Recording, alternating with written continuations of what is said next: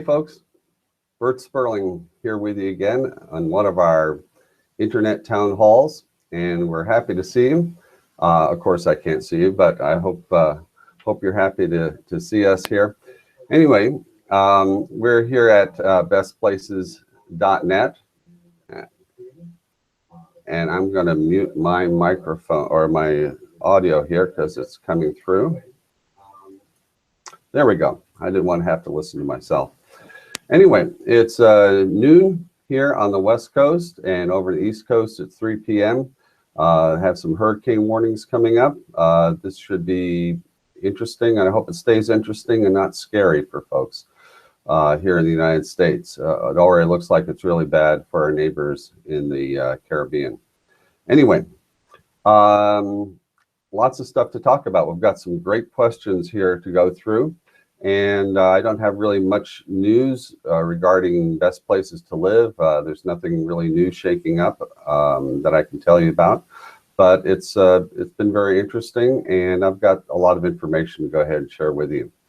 So let's go ahead and jump into some of these questions. I see in the chat window we have here, before I jump to the ones that were sent to us via email.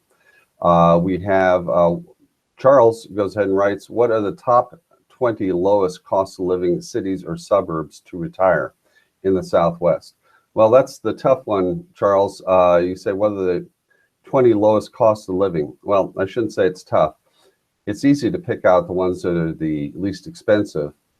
The tough part is finding out the best ones that are also the cheapest, because often what happens is the ones that have a low cost of living, for instance, Arizona went through some real issues with the housing recession in 2008. The housing bubble popped, prices fell through the floor, and things were very affordable. But it was a disaster for the folks that were living there, and they're only now pulling themselves out of that hole that got dug. So often the places that are the cheapest are the places with problems, at least temporarily. So what are the best ones to look at? Well, I've always liked, and you said to retire, that's important. Prescott, Arizona, I think has sort of been discovered partially. We're to blame here at Best Places for that. But basically, I think Prescott is very nice. It has a higher altitude than Phoenix. It's about an hour, a little bit more outside of Phoenix. It's higher in the mountain. It does get, because it's the high desert, it stays cooler. And I think it has a lot of freezing days. I forget how many days are actually below freezing at night, but then heat up nicely during the day. But the prices have gone up there in the last 5-6 years or so, 10 years, due to some of the nice things we've been saying about it. Tucson, Arizona is really nice as well. And basically you said cities or suburbs to retire. That's the trick. The further away you move from the city, the less you have to compete with the folks that are currently working and want to commute into the city. So you're going to find places that are more affordable. Let's see. What else should we go ahead and talk about? Let's go ahead and get another question here.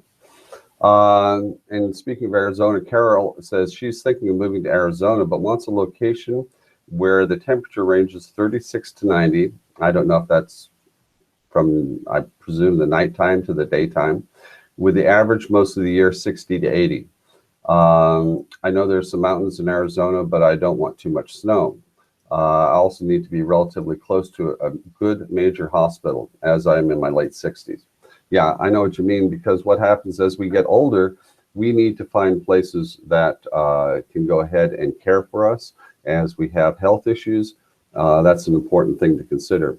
So what you're going to look for, Carol, are either major metropolitan areas that have a larger hospital, or you're going to look for maybe college towns that have a teaching hospital as part of their facilities there. And this is kind of important. The college towns can go ahead and provide a lot of amenities and useful type of things to do. Places like hospitals, um, they'll have forums, they'll have, what do they call those, where people come in and travel, teaching, I'm sorry, seminars. They're going to have speaking tours, interesting authors, that sort of thing. So you might look for a college town that will go ahead and have that. So you might look for Tucson, Tempe, outskirts of Phoenix perhaps, but anytime you're going to get away from the altitude, you're going to get into much higher temperatures there in Arizona. So look around our site, bestplaces.net. It has a lot of information on that. Look for the number of days above 90 is one of the statistics we have. We also have the number of days below 32 degrees. And of course, we have precipitation, snow, that sort of thing. So check all that out. And I'm sure you'll find something that will give you some insight. Now, there's one thing I want to say that I think is really important. Folks, we're thinking about moving. We're going to move cross country. We're like almost pioneers. We're going to go to a place we don't know much about. And it's easy to think of the United States as one big happy family. Well, maybe at election time, it's not such a happy family. We're a lot of squabbling going on. But to think of ourselves as really sort of a homogeneous nation, that we all sort of think the same and like the same things. In reality, you go across the United States, there's a lot of differences still. The folks over on the, for instance, my kids went to school on the East Coast. We lived over here on the West Coast in Oregon. They noticed there's a lot of differences. There's a lot of differences between people and just the way they interact on the East Coast and West Coast. There's a lot of similarities. Sure, we're all citizens of the United States. I hesitate to say Americans because there's North America, includes our friends in Canada and Mexico, of course. So, you know, we're not just Americans, we're all citizens of the United States, and we all tend to have a pretty common way of looking at things, but there are important differences, and to some people, those differences can be pretty important. And maybe the way your neighbors think and the things that they do, even eating habits and exercise habits, can have an impact on you. So you might want to, when you're thinking about going somewhere, traveling and uprooting and having a new home in a brand new place, I would urge you to spend some time, spend a week or two living in that new place several times during the year at different seasons and just see what it's like. Does that lifestyle in that new area fit with you? So the good thing is these days we have things like Airbnb,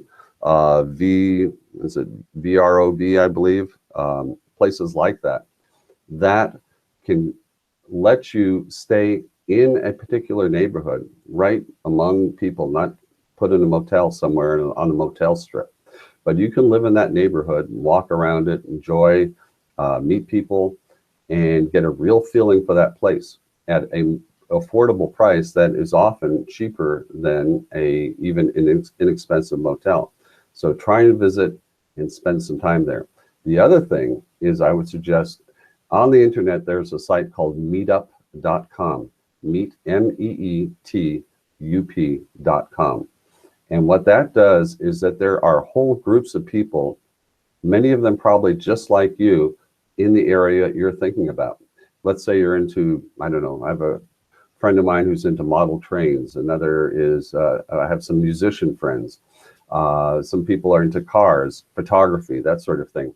You can find people just like that are in your area, and you can see exactly what to expect when you go there. Maybe talk to these people online, find out what the folks are like there and what those groups are like, and all the interests that they have. And this includes kind of work kind of things, people that are into, data analysis or web design or that sort of thing. You'll find meetup groups for all that and see if there's friends for you there, already there in place, or maybe there's a job for you through these meetups.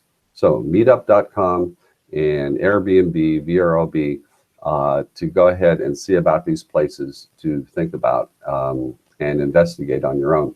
Newspapers are also a big one too. Look for a local newspaper or radio station. You can listen to the local radio station through your internet in so many cases. And so you can do so much research just from your own home, no matter where you are. I think it's a big win these days.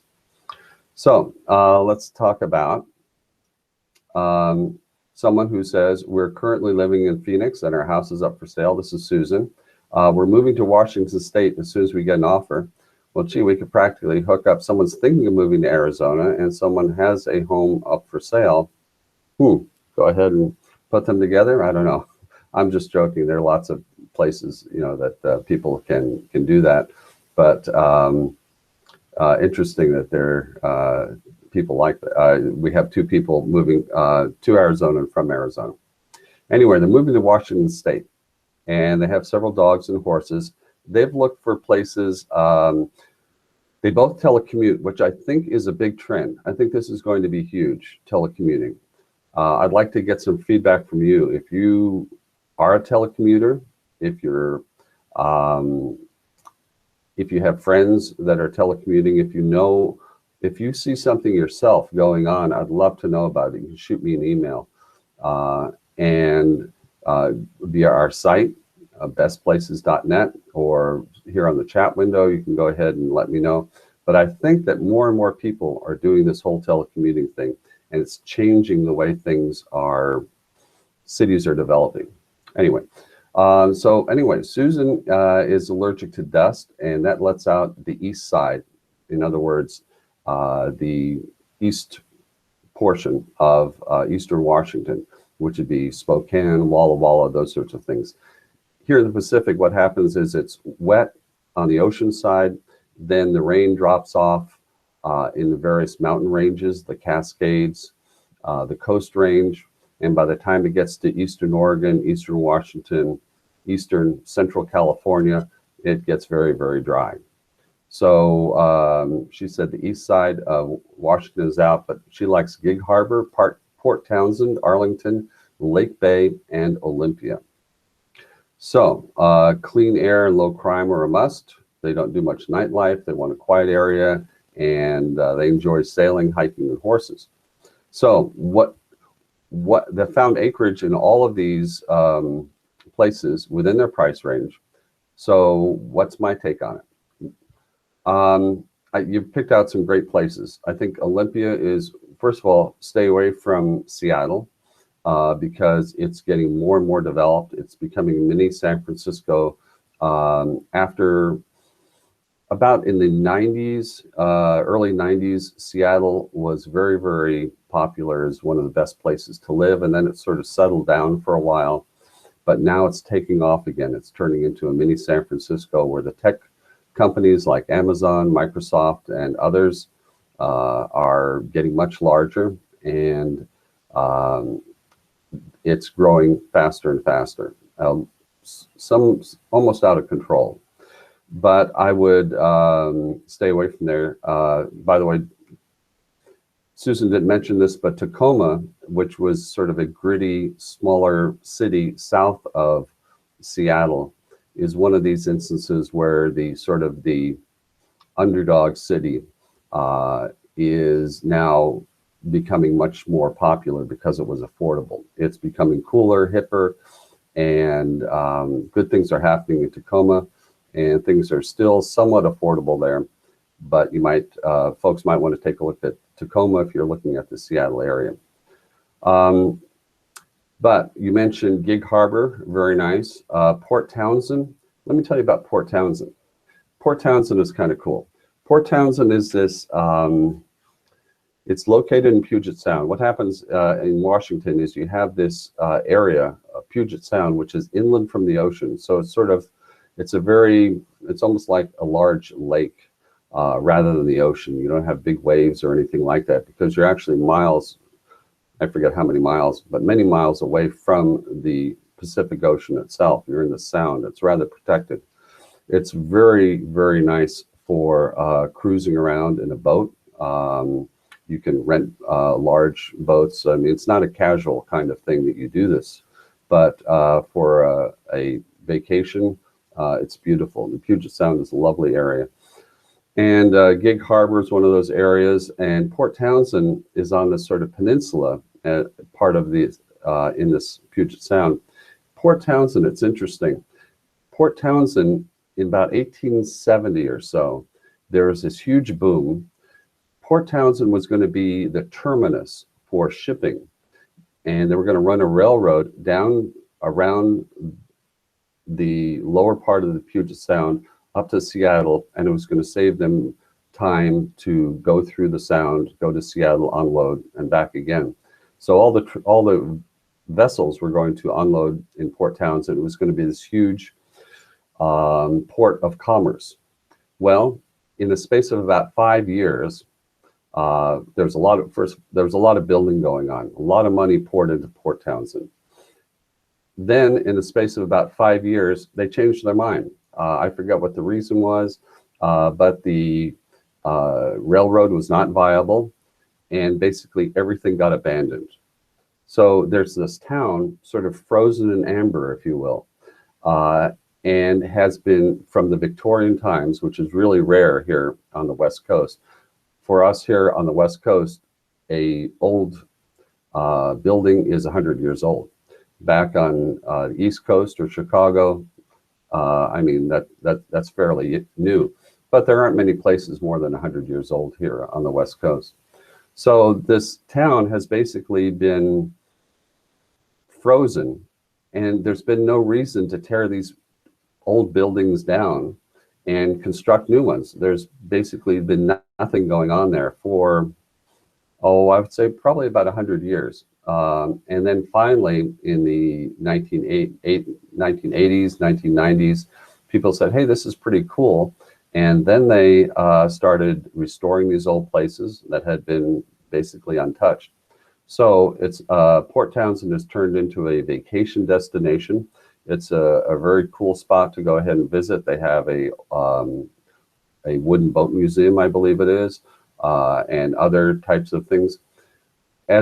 I'll tell you how popular it is. One indicator is they actually have a parking lot or several parking lots out of town to shuttle people in through the historic district and enjoy all of the activities there. So as a result, it's kind of, well, what would be a good term? It's kind of challenging sometimes for people who actually live there because you're part of a big tourist destination.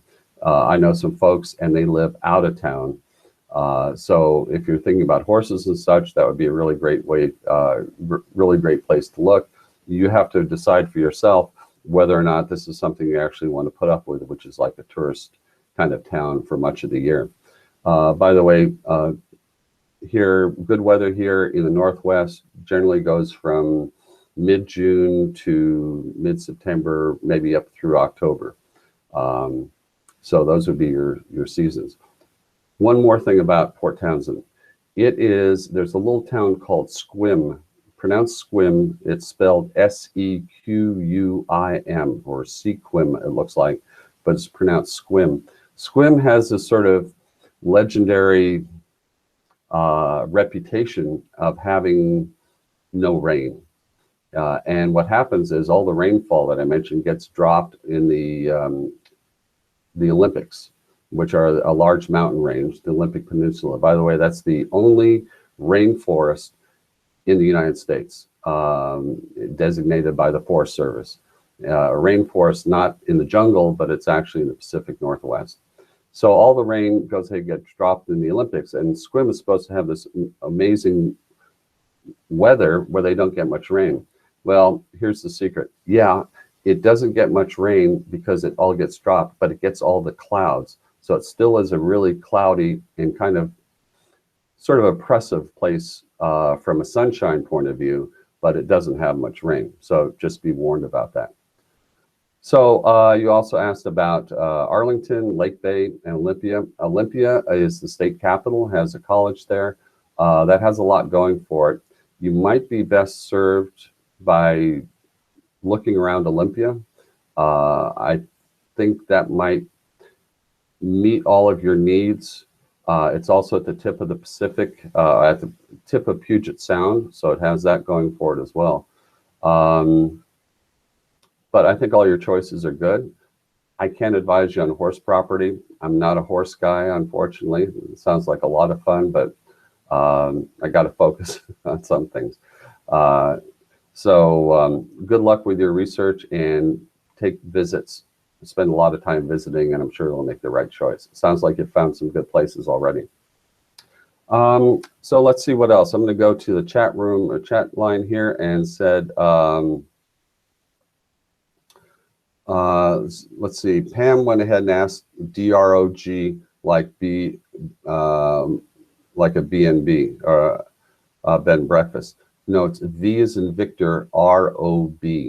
I forget what it stands for, but it's one of the places like Airbnb, which lets people look for places to live in people's homes. Yeah, I see that our staff has gone ahead and taken care of that. Yes. Right. Pam says on the chat room, Mr. Sperling, is he independently wealthy? Well, I think maybe my laughter goes ahead and maybe answers that. And how does he have so much accumulated knowledge of so many areas and cities and towns? Well, I try to pay a lot of attention, Pam, to what's going on. Every once in a while, we go on like a big road trip, like we did last year, 10,000 miles all through the deep South, seeing places that are, well, they're kind of off the beaten path, and we wouldn't necessarily see those. Also, I get invited at times to go to places like El Paso or Rockford, Illinois, to talk with the folks at the city there about what they're doing. And so I gain information and insight from things like that. And I try and talk to folks like you, and I get, you know, when we go have a dialogue, right now I'm just going ahead and talking a lot about what I know. But the most valuable thing for me comes back when folks like yourself come back with impressions and insights and what it's like where you live. And that's why on our website, we have places where you can leave comments. That is so valuable because what you say, we listen to, and it goes into our knowledge, and it reinforces or it illuminates maybe things that we haven't thought about. So when we see facts and figures about how a place is growing, and we match that up with what we know about it ourselves or what you're telling us, and whether it confirms what we're thinking and maybe what the numbers show or what we know already, and it allows us to sort of build on that.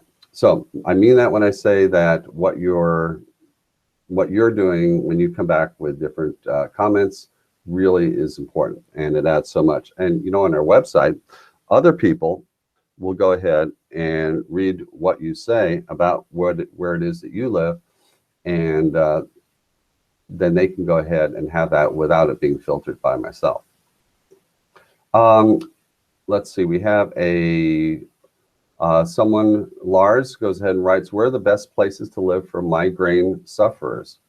On the East Coast, than the rest of the U.S. Going by the Köppen Climate Guide, which is very good, what has been done is these different climates have been sort of summarized into a guide. I think this was maybe as long as 100 years ago. They had different type of climates like Mediterranean or semi-tropical, dry, that sort of thing. And those are available. You can see those on Wikipedia. Wikipedia, by the way, is a great resource. Some people knock it that it's you know, just because it's crowdsourced. I find it very useful, and a lot of the researchers that I know in different fields, whether it's either statistics or different science, they find, generally speaking, Wikipedia is very good. So anyway, that's my take on that. So Lars asked about, what about barometric pressure? How does one get monthly listings for an area?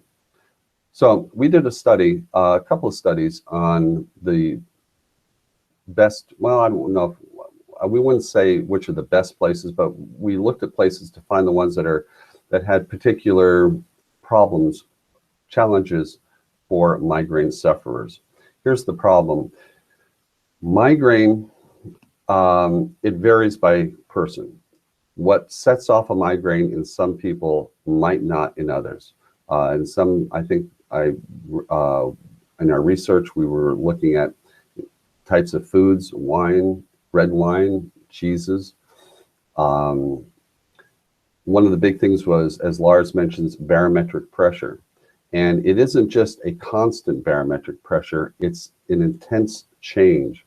So to distill everything that we read, it seems like anything that sort of is an assault on the senses. And that comes from, for instance, barometric pressure, thunderstorms. You look for thunderstorms often get mentioned.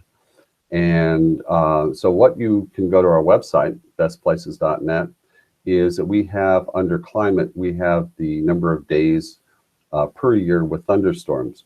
For instance, here on the West Coast, thunderstorms are exceedingly rare. For instance, often, well, not often, but several times we've had thunderstorms here in Oregon. Everybody goes out on their porch to look at the thunderstorms because it is such a rarity.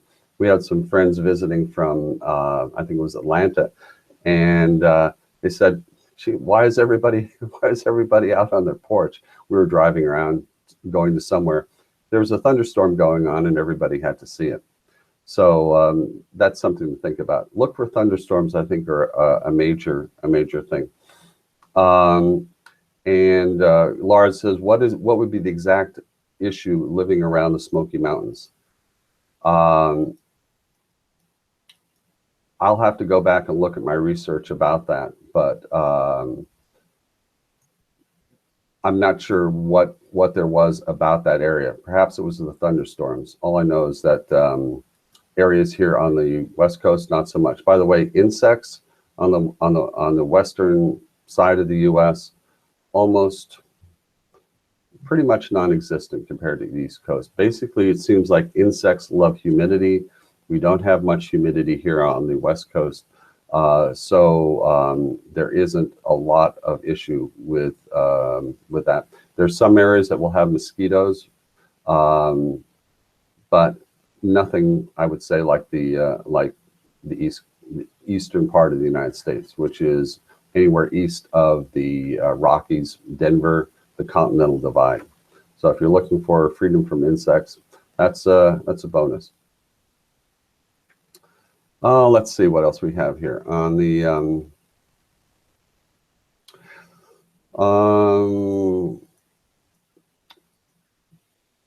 Pam makes a very good suggestion.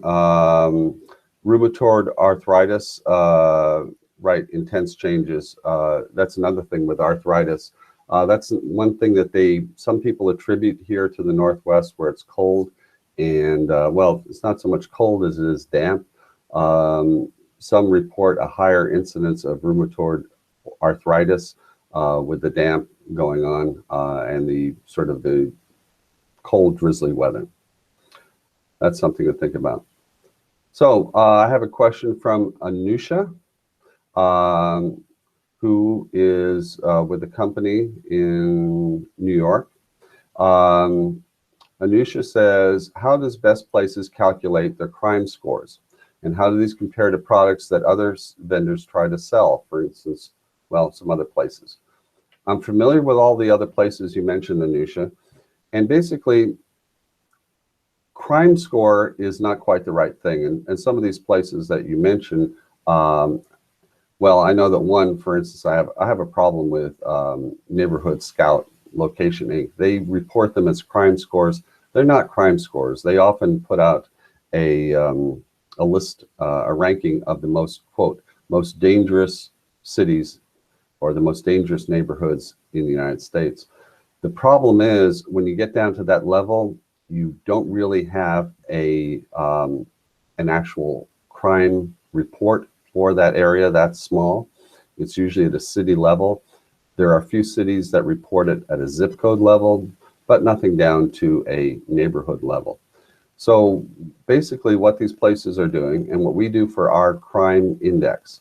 And so it's not really a crime score. I look at, well, okay, I think a crime score is good, but it's not, it is a indication of crime risk. In other words, what we do is we, and all these other places, look at socioeconomic characteristics. In other words, is a neighborhood, what is the level of education? What's the family structure? What sort of housing? Is it expensive or inexpensive in relation to the region? Is it going to be apartments? Are most people renting? Do they own their home? Is it a stable family? Or is it one where it's mostly single people or people who are divorced or separated, and that sort of thing? By looking at these characteristics, you have a pretty good idea of what the crime risk is going to be, or whether a place is riskier than a place that is, say, has many people that have a higher education level, that are wealthier, that have more expensive homes, and so on. That is one thing we stay away totally here at Sperling's, is any sort of racial or ethnic distinction, because I just don't think that's a right thing to do. And we can go ahead and get all of our analysis done by looking only at the demographic and social and economic type of data. So what we do is we look at that and we basically base the crime risk on those factors. And that is the standard in the industry, and that's what these other places do as well. So we do think, for whatever reason, our statistics turn out to be quite accurate, our crime risk index. In fact, different insurance companies are actually writing policies, it turns out. I wasn't aware of this originally, but they're using our crime risk index to write policies. And we receive requests regularly to license our information for that purpose. So whatever we're doing, we happen to be doing, I guess, a pretty good job, because different companies are using it to try and make money off of it, which is great. So I'm very happy for that. If you have any other questions, Anusha, please go ahead and shoot us an email. I'll be happy to get to those. Here's a nice one from Marissa. I don't know where Marissa is, but she says, "Hi, Bert. I talked to you last a year or so ago, and you were the most pleasant person!" Exclamation point. Gee, thanks, Marissa. That's changed. Now I am really a very irritable and cranky person. Actually not. I thanks very much, though. I really enjoy what I do, and I enjoy talking with folks that use our site and want to find out more, and I'm happy to share whatever I can to help you make the best decision. What is the best time of year to visit Monterey, California? Well, Monterey is kind of tough. Anywhere on the California coast, from San Francisco on down, you'd think that maybe July would be great. It's going to be warm and everything. In reality, what happens is you often have what's called a June gloom. And what will happen is the warmer temperatures will draw the cold air in from the ocean. Here on the West Coast, the ocean is really cold. Unlike the East Coast, they have the Gulf Stream coming up from the Gulf of Mexico. The water is nice and warm. Forget about it. On the West Coast, that's why you always see the surfers with their wetsuits on, no matter what time of year. It is really cold. So the problem is that you can go and expect nice weather, but maybe it won't clear up. The overcast and the fog won't lift until maybe 2 o'clock in the afternoon. And that's kind of a problem. You might look at around, oh, you said that you were there in the week of September 15th, and the weather was great. Yes, that's what I was going to suggest. Maybe after it cools off a bit, and that's what we find here in the Oregon coast, is after it cools off a bit inland, it's actually much nicer. But I would check carefully when you're for timing on the visiting Southern California or Monterey, San Francisco area to see when you can expect that cloud to roll off. It might be worth a phone call to some folks, maybe at hotels or folks that can give you some insight on that. Let's see. She wanted to know what are the least expensive times to go without having to freeze. Well, the nice thing is you're not going to freeze. It's going to be cooler, and you're going to have to wear a jacket or a fleece. But I think it's going to be lovely anytime that you go.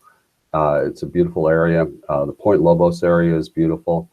And so I would say anytime that you find that is more affordable, that fits with you, you're really going to enjoy it.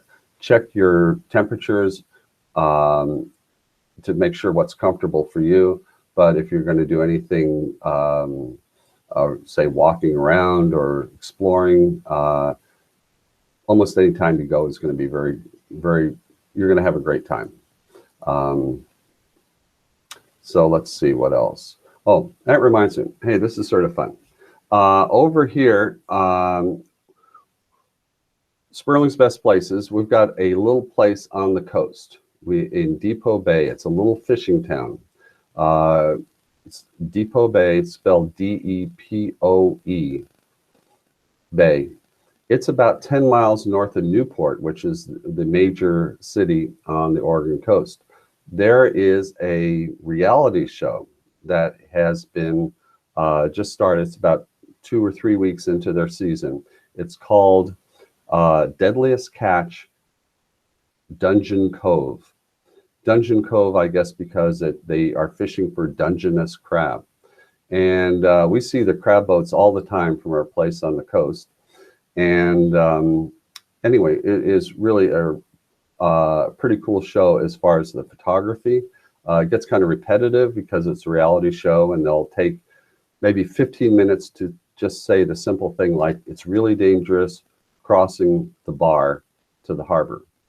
And if you see the show, you'll see what I mean. But I have beautiful shots of the Oregon coast. And I think there was one shot, maybe they showed maybe our little place with some houses with big waves breaking around it. I'm not sure. It only lasted about a second, but it could have been our place that they showed on the show. But anyway, it's called Deadliest Catch, Dungeon Cove.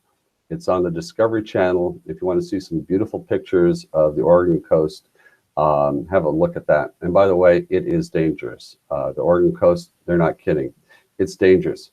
How dangerous is it? People get killed every year walking on the beach. I mean, even walking on the beach is not a casual event. Basically, there are large waves that will come up and wash people away.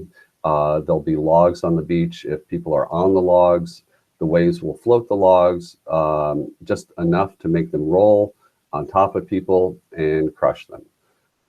People get stuck on rocks. People go fishing in the cold, or they go swimming in the cold water. They don't realize how dangerous it is, and they drown from that. They go out on the breakwater to see some waves, and they get washed out to sea. It is not a casual place to be, so they are not exaggerating that. So, but anyway, it's a fun show, and it is some beautiful photography if you want to see what the Oregon coast is like.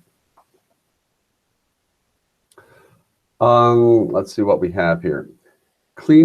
Best clean air in the country for mild lung disease. Small to medium city, West Coast. Drier weather, not too warm or cold. Okay, got a really great resource for you. We're going to be putting the data up on our website.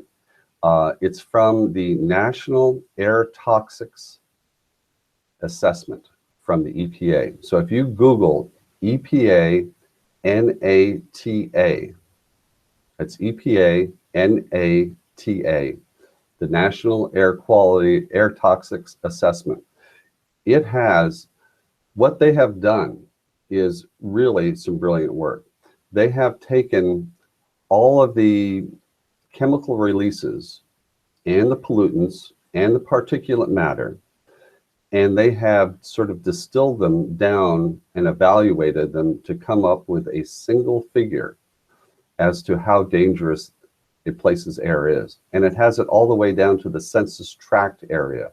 And that's usually smaller than a zip code, for instance. Now we're going to be processing this data and getting it to the zip code level, so you don't have to know what census tract you're in or whatever like that.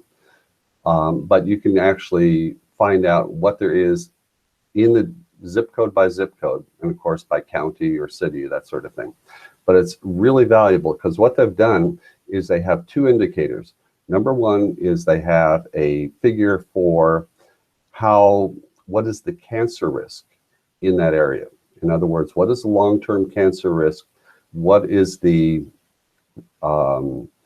hazard to the people that actually live there? Number two is they have the effect on respiratory health. So folks out there that have an issue with respiratory illness, this is great because they look at those type of things that have a specific impact on that. Again, they have one figure. It's very easy to compare the entire United States against any other place and find out the places that are the most free. For instance, I was really surprised to learn here in Portland, Oregon, where we're broadcasting from today, that it is one of the least healthy places when it comes to particulate matter and respiratory illness. Seattle has some places that are even worse than Portland, but I thought that we here in the Northwest were green and clean, and everything was very healthy here. But in reality, there are some long-term issues as far as respiratory health. Cancer, not so much, but respiratory issues, yes. And you can go ahead and find this. We're going to have this up on our website here when we have a new data release later this month. It's going to be really interesting. And we're going to put this all on we're going to take their point values, put them all on a 1 to 100 scale and index, so you can know immediately how different places compare with each other. So again, right now it's at the EPA NATA. Just put that into your browser and you'll end up on the site and get some very useful information. Maya and Todd said, "Hi Bert, our question is this: are there any places along the coast or up to 30 miles inland in South or Central California where the air quality is not too bad and the cost of living is lower than normally expected for California's coastal or not near coastal cities and towns? Seems like only rich folks can afford to live anywhere near a California beach these days. If that's a myth, please bust it. Many thanks. We love your website." Thanks. Well, it's great to hear from you, Maya and Todd. I wish I could bust this myth, but basically California all along the coast, really expensive. In fact, increasingly so on the West Coast. Portland, by example, was maybe the last large city on the West Coast that was sort of undiscovered and affordable. It's now getting out of control. It's really quite expensive. So California, no, I would say not, unless you go north, maybe Mendocino, which is pretty far in Northern California. Surprisingly, they refer to Northern California as San Francisco. In California, they say Northern California, they mean San Francisco. Well, to me, Northern California is way up around Mendocino, Eureka, near the Oregon, California border. But everything is really expensive. The problem is if you start going inland, you get into much higher air pollution. Some of the places that have the worst air quality in the U.S., inland California, the Central Valley, Stockton, Fresno, Bakersfield, those places, and it is hot and it is dry, and they're recovering from their own housing recession, where things got overbuilt, overpriced. It is not a happy scene in Central California at this time. I'm sure they're going to pull out of it, and it's a great place. I think it's the people there love it. I really like Bakersfield because it's the home of Buck Owens. and Merle Haggard in Kern County, places like that. I have a real fondness for those places. However, as far as it is kind of challenging as far as the quality of life there, I think anybody will tell you it's a tough place to be right now for a variety of factors. Also, the unemployment rate has been sky high in some of those areas, and still is higher than much of the U.S. and California. So, but you asked about coastal areas. Wow, I don't know. The further you get from a major metropolitan area, the cheaper it's going to be. So, say San Luis Obispo. So basically, look between L.A. and San Francisco. And the further you get from the major metro area, the less expensive it's going to be. And I guess good luck with your search. It's going to be tough. By the way, coastal areas along the Oregon coast, very cheap. Well, cheap by West Coast standards. It's kind of the coastal counties in Oregon are kind of depressed. And as a result, the housing prices are fairly low. And they're going to come back, I think, but it's still basically there's not a lot of industry or any businesses that are earning much there. So it is challenging for businesses and people to make a good living there as well. So you're going to find some places that are pretty darn affordable, especially by California standards. Let's go ahead and go to our chat window. And Pam says, if I'm going to rent, can I get a decent idea of determining housing expenses? Is it simple going on Trulia and seeing what's available? Or is there more to an equation? Actually, Trulia, I think, does a pretty good job of rents. Zillow, which I think Zillow bought Trulia, also has some pretty good ideas as far as rents.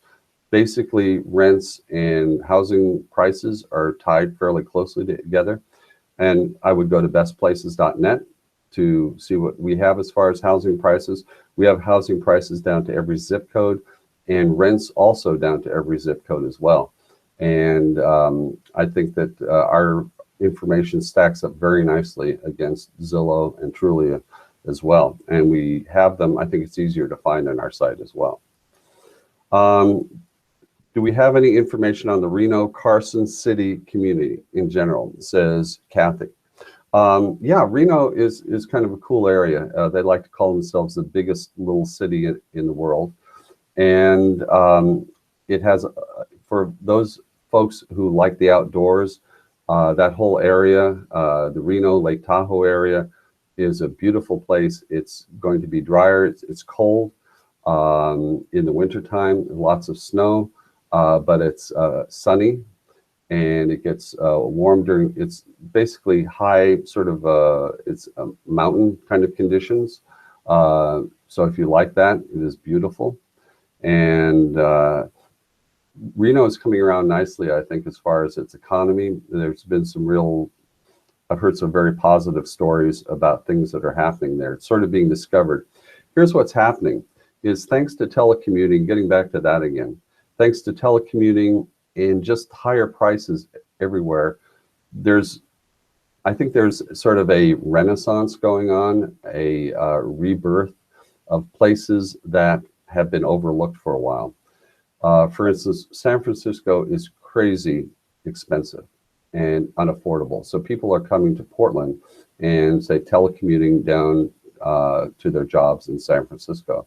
Reno is being discovered where it was overlooked as some place that was sort of, well, it wasn't seriously considered. But now more people that are being priced out of other places are going there. For instance, I have a musician friend who left the Oakland area. Oakland was an area, sort of a very gritty area, a suburb of San Francisco, across the San Francisco Bay. And now Oakland has basically been discovered and getting gentrified, and it pushed him out. So he's up in Portland, making his living up here. So what's happening, I think, in a lot of these places that were once overlooked or not taken seriously, are now basically coming back. And well, I wouldn't say even coming back, but they've had a new wave of people moving there that are basically almost pioneers, if you will, sort of a new lifestyle, taking their more their sort of city kind of lifestyle and their more urban preferences, and taking that to places that they wouldn't ordinarily consider and finding people like them there. So I think Reno's definitely a place to go ahead and look at. In fact, everybody should sort of widen their net. The places that maybe we thought about 10 years ago as being the best places are still good, but they're often sort of off the table for a lot of us that don't have the resources to compete with all of the new development, businesses, people that are moving there. And so if we have the opportunity, go to places that maybe are sort of, we wouldn't think of beforehand. So someone's a retiree interested in, let's see. Oh, someone says here, Mark says about Arizona. What about Arizona? A lot of questions about Arizona. This should be the Arizona episode. We always hear about their favorable tax structure in one state or another, but what is typically left out are things like the vehicle license tax in that state, which is $2.79 per hundred assessed valuation, based on 60% of the current retail value less options. Well, that could add up. And although the state's tax structure looks to be more favorable than Oregon, but you figure in the vehicle license tax, he also talks about Tennessee, no income tax, but a 9% sales tax on everything. I forget what there was on Tennessee. There's also an income tax, I think, on pension and that sort of thing. So that might get some people as well. You know, you're absolutely right, Mark. Is there a site or somewhere on site where these things can be found? Well, you have to sort of piece it together yourself. And the reason we haven't said these are the worst places for taxes, or why we haven't figured in taxes in our cost of living, but we might go ahead and have that option. We're exploring that. And I think that this is a good time to have a drink from my Sperling's Best Places mug. Delicious. Water just tastes better when it comes from a Sperling's mug. So what we found is your situation, everybody's situation is fairly unique. Some people might have a retirement income. Some people might have real estate investments. Some people might have stocks and dividends. Some may be not have an income. If you're retired, you're not going to have as much of an income as you had before, but the sales taxes are going to hit you. If you're retired, you want a fairly low property tax because you don't want to be priced out of your home by rising property tax, even if you're not earning an income. So it is tough to go ahead and figure all this out.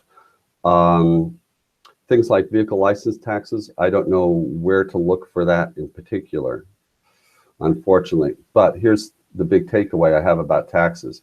They'll get you one way or another. Basically, there is no free lunch.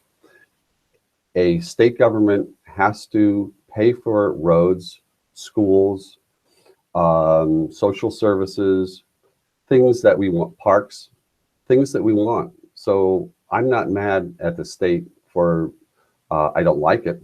I would like not to pay any taxes. but I'm not really too mad at the state for taxing things, because without it, I wouldn't get the kind of structure that I want. I also know, basically, I get what I pay for. In other words, if I don't pay much in taxes, I'm not going to get much back from the state. Sure, the state is inefficient. Sure, the state wastes money. All the government does. In fact, any large organization does.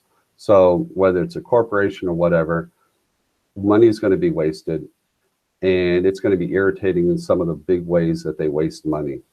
But until someone comes up, I think it was Winston Churchill who said, democracy is absolutely the worst form of government in the world, except for all the others. And that's sort of my feeling about taxes. Yeah, it's a bad system and it's wasteful, but until somebody comes up with something better, I guess that's what I'll have to live with. So yeah, taxes will get you one way or the other. I think there was something else I was going to say, but I forget what it was. I got a, let's see, Pam writes about, oh no, Steve writes from Salem. He said, thanks for all the time and effort you put into Best Places. It's been very helpful. He said, the climate I have for Spokane is wrong. You're right. It is wrong. We have the wrong snowfall for Spokane. We're fixing that. We're getting a lot better snowfall numbers. Here's the problem. The Weather Bureau has, the U.S. Weather Service has only a limited number of snow stations around, and we don't have as accurate, anyway, we have Nick Arnold, who's our GIS guy, and he's also a climatologist. He's going through the data and he's constructing some really, really good new data for snow. And we're going to have that up on our website with our new batch of data. So we have a lot better. You're absolutely right, Steve. Thanks. And whatever happened to back fence? And back fence was, says Steve, it was a great place where people could exchange opinions about different places. We're improving our commenting system, and that's why your comments are really important. Whatever you put in there now is going to be fed into our new commenting system, and it's going to be really valuable. But I appreciate you asking about our feature, which we call back fence. We call it back fence, but then we got a cease and desist letter from some .com company called backfence.com. And they went out of business, but they made us stop using the term back fence because they had copywritten it. I don't know if that, whatever's right. Someone else asks, will we have an app on the Apple App Store, presumably for iPhone? Yes, we will. We're working on that now. It's going to be unique. It's going to be really useful. It's going to be doing things that no other app out there does. I think you're going to find it very insightful and a lot of fun to use. So we're looking forward to getting that to you. And I think I have one. Do I have anything? Taxes, yes. Right. I think that's probably about it as far as what we have as far as questions. I've answered everybody's questions, and I've probably left you with a few new ones. Be sure to write in. I'll try and get to those. And I think that's probably about it. It's 4 o'clock on the East Coast. I hope you folks are going to do well here with the hurricane coming. By the way, earthquakes, not too concerned about. I'm more concerned when it comes to quality of life, the exposure from hurricanes and tornadoes, because those are pretty much an annual event. You can count on those. Earthquakes, not so much.